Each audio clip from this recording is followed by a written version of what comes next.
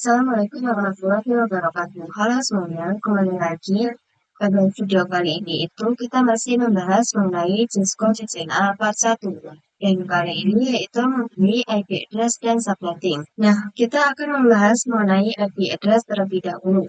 Nah, IP address itu ada dua versi 4 dan versi 6. Dimana kalau versi 4 itu dijadikan 32 bit. Untuk bitnya misal di sini didefinisikan dengan XXX ya teman-teman. Lalu di sini saya sudah menyediakan contoh IP address. Misal di sini terdapat IP 192.168.1.1/24. Nah, karena prefixnya itu merupakan total IP yang bisa dipakai. Mendapatkan prefix ini kita perlu melakukan subnettingnya juga. Kita tidak hanya mencari prefixnya, tapi ada total IP, subnet mask, IP report, dan IP broadcast, dan IP rank. Contoh subnetting yang kedua yaitu di sini memiliki IP 172.168.5.1. Di sini total IP-nya itu adalah 64. Pada subnetnya itu mendapatkan 192 ya teman-teman, atau 255.255.255.192. IP networknya didapatkan adalah 0. Untuk IP broadcastnya itu 63 dan IP ranknya yaitu 1 sampai 62. Kemudian contoh yang ketiga yaitu di sini IP-nya adalah 10.10.10.70/27. Kita untuk pertama akan mencari total IP-nya. Di sini jadi 32 kurangi 27 ya teman-teman. Terus kemudian 52 pangkat 5 adalah 32. Kemudian pada subnetnya itu 256 dikurang 32. Jadi totalnya 224 atau bisa didefinisikan 255.255.255.224. Kemudian IP networknya itu 0, 32, dan 64. IP broadcastnya itu 31, 63, dan 95. Kemudian pada RAM-nya itu ada 65 sampai 94. Jadi seperti itu untuk pembahasan IP address-nya. Kita lanjut ke pembahasan yang selanjutnya yaitu IP public dan IP private. Jadi IP public itu misalnya facebook.com dan google.com dan lain-lain. Kemudian pada IP privat itu kantor, dan sekolah, dan lain-lain. Pada IP public itu yang bisa diakses semua orang di mana saja dan kapan saja. Tetapi pada IP privat itu sesuai dengan namanya yaitu di privat ya teman-teman. Jadi tidak bisa diakses oleh semua orang dan juga tidak bisa diakses di mana saja. Kemudian kita ke pembahasan switch dan router. Switch itu menghubungkan device yang satu network. Sedangkan pada router itu menghubungkan device yang berbeda network. Kita masuk ke Cisco terlebih dahulu. Itu kita akan masuk ke dalam Cisco, tampilannya akan seperti ini. Kita pilih yang hijau ini ya teman-teman. Lalu di sini kita tunggu. Dan di sini kita masukkan emailnya. Lalu kita bisa login. Dan klik login ya teman-teman. Nah di sini saya tandanya sudah berhasil masuk ke dalam Cisco. Ini ya teman-teman, saya sudah masuk. Dan saya akan ke menu device untuk menambahkan 2 PVC di sini, dan saya akan menambahkan switch ya teman-teman, 1 buah switch. Kita langsung ya teman-teman. Lalu di sini saya akan menambahkan kabelnya untuk menyambungkan antara PVC dan switch. Saya akan menggunakan kabel ini ya teman-teman. Nah di sini saya sudah menyambungkan switch dan PVC-nya. Nah di sini teman-teman bisa lihat bahwa kabelnya ini sudah berwarna hijau. Dan hijau itu artinya terhubung ya teman-teman. Nah di sini saya akan menambahkan IP. Saya akan menambahkan IP pada PVC satunya terlebih dahulu. Kita klik dan kita ke menu desktop. kita pilih IP configuration. Nah, pada menu IPv4 address itu saya akan menambahkan 10.10.10.10, kemudian subnet masknya akan saya masukkan menjadi 255.255.224. Nah, kalau sudah di sini langsung saja kita klik silang.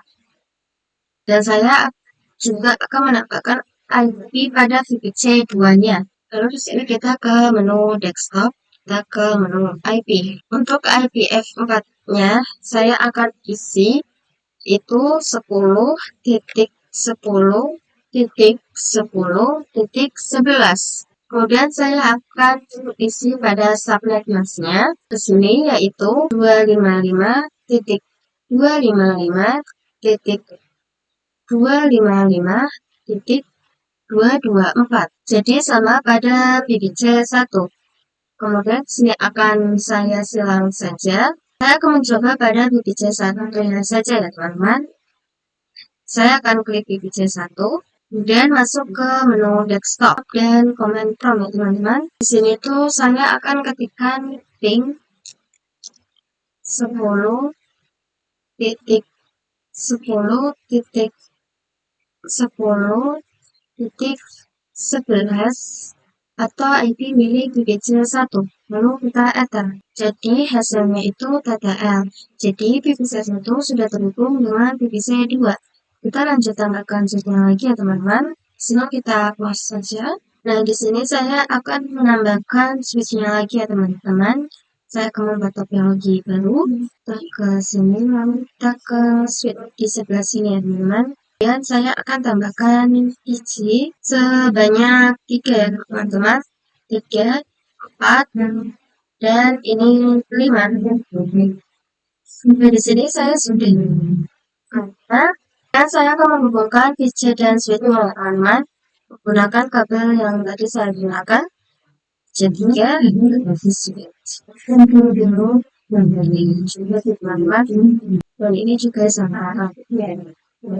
Nah, di sini kabelnya sudah berwarna hijau ya teman-teman, yang berarti ini 3 VPC ini itu sudah terhubung kepada switchnya. Dan 3 VPC ini itu belum memiliki IP. Saya akan menambahkan IP-nya. Saya ke VPC 3 terlebih dahulu, lalu ke menu desktop dan IP configuration. Dan pada VPC 3 itu saya akan tambahkan addressnya yaitu 10.10.10.33. Kemudian untuk subnet masknya itu adalah 255.255.224. Lalu di sini kita close dan untuk VPC 4-nya kita ke menu desktop, IP configuration. Dan untuk IPv4 itu adalah 10.10.10.34. Dan untuk subnet masknya itu adalah 255.255.224. Lalu di sini kita bisa klik silang, lalu saya tambahkan VPC 4. Kita ke desktop IP configuration dan untuk IPv4 address itu saya akan tambahkan 10.10.10.35. Untuk subnet masknya itu saya akan tambahkan di sini adalah 255.255.224. Selanjutnya di sini saya akan tutup dan selanjutnya saya akan coba pindah command prompt di VPC-nya. Saya akan coba pada VPC 3 ke command prompt ping 10.10.10.35 lalu enter. Nah, di sini hasilnya TTL itu artinya sudah tersambung PPC3 dan PPC5. Untuk PPC3 dan PPC5. Nah, bagaimana sih jika IP daerah pertama bisa dipindah ke IP daerah kedua?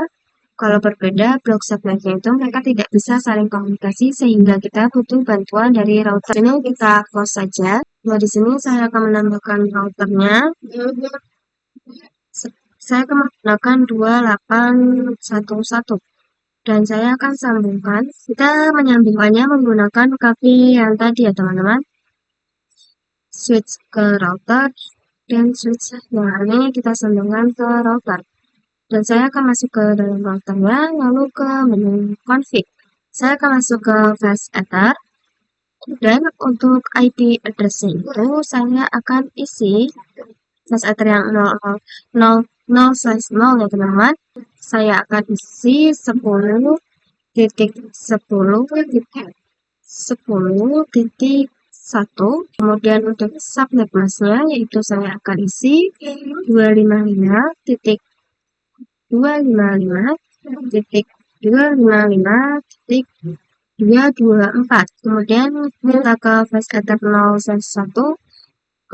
Untuk IPv4 addressnya saya akan isi 10.10.10.36. Lalu untuk subnetnya itu sama ya teman. Nah, kalau sudah kita bisa close saja. Selanjutnya IP yang tadi kita buat itu akan jadi gateway pada setiap PCI. Sini saya masuk ke untuk PCI 1, kemudian ke menu desktop dan masuk ke IP configuration, lalu default gateway-nya itu kita bisa isi 10.10.10.1, kemudian kita bisa close. Lalu kita ke PCI 2, kita ke menu desktop, IP configuration, dan default gateway-nya saya akan isi 10.10.10.1. Dan disini saya akan tutup close dan saya akan ke PCI3-nya. Kita ke default gateway-nya.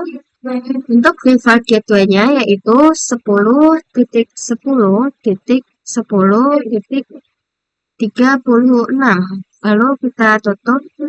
Nah, kita ke PCI4 dan PCI5. IP configuration dan default gateway.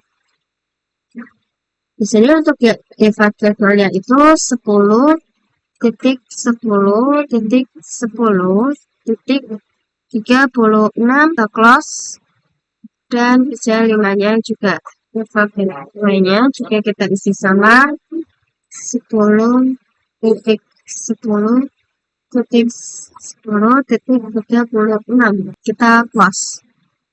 Nah, kalau sudah kita bisa nyalakan interface-nya sifat ini biar berwarna hijau. Caranya itu kita bisa klik pada routernya, lalu flash ether 0/0. Kemudian pada port status on kita bisa checklist.